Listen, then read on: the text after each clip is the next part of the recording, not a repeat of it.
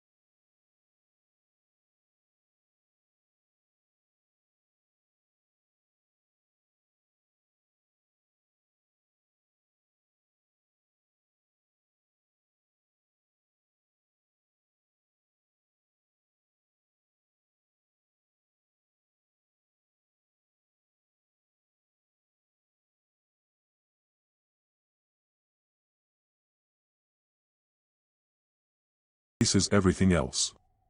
It is a conceptual virus spreading through sight. Her theory was dismissed as alarmist. But society was already silently collapsing. The economy stagnated. Birth rates plummeted. The streets filled increasingly with silent people simply staring west, waiting. One evening, Alara worked feverishly in her underground lab, trying to create lenses that could filter the specific wavelength. She looked at her monitor showing a live transmission outside. The sun was setting. The sky began to change. But this time it was different. The color didn't appear as a strip on the horizon. It simply was.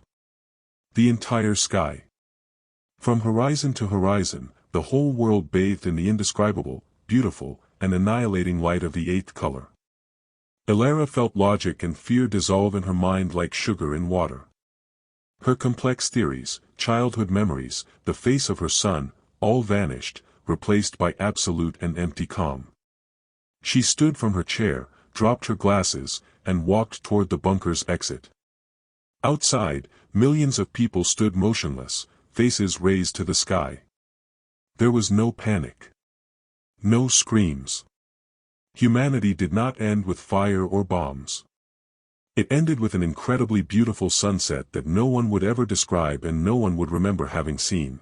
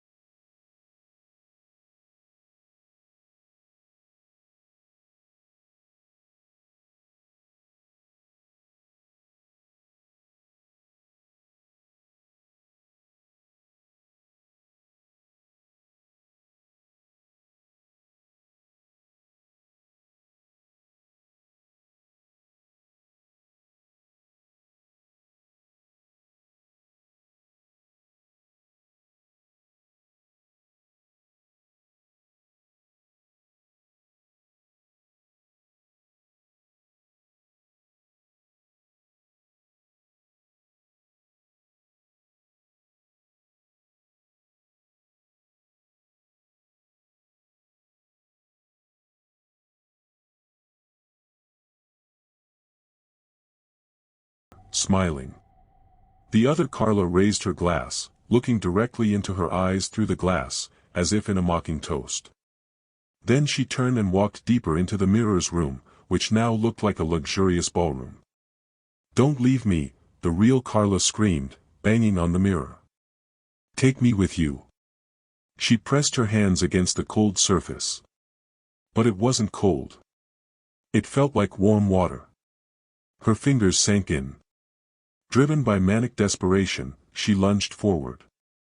She passed through the mirror with a freezing vertigo sensation. She fell to her knees on a dusty carpet. She stood and looked around. She was in her bedroom, but everything was wrong. The colors were gray and faded, a tomb-like silence filled everything, and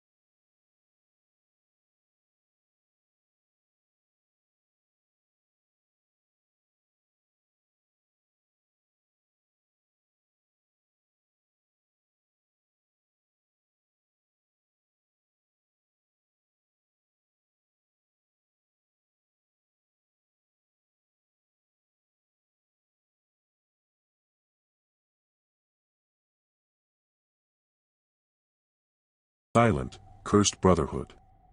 The tugging feeling grew stronger. It woke him at night, an urgent need to move in a specific direction. He fought it for weeks, but it was like fighting the tide. His body no longer belonged to him. One night, the pull became unbearable. He dressed like an automaton and went out. Others walked in the same direction, all silent, eyes empty. The threads protruding from their bodies now glowed faintly in the dark. They led him to an abandoned slaughterhouse on the outskirts of the city. Inside, the smell of rust mixed with something sweet and organic was overwhelming. Dozens of people stood motionless, like statues. From their bodies, their chests, backs, mouths, countless black threads stretched up to the ceiling. Adrian looked up.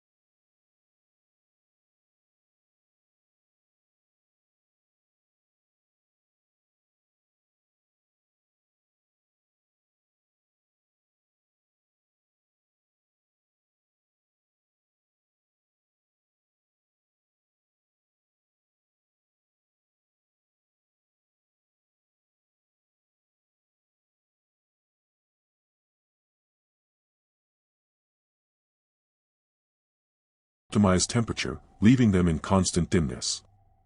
One day, he tried calling his ex-girlfriend, Clara, in a moment of weakness.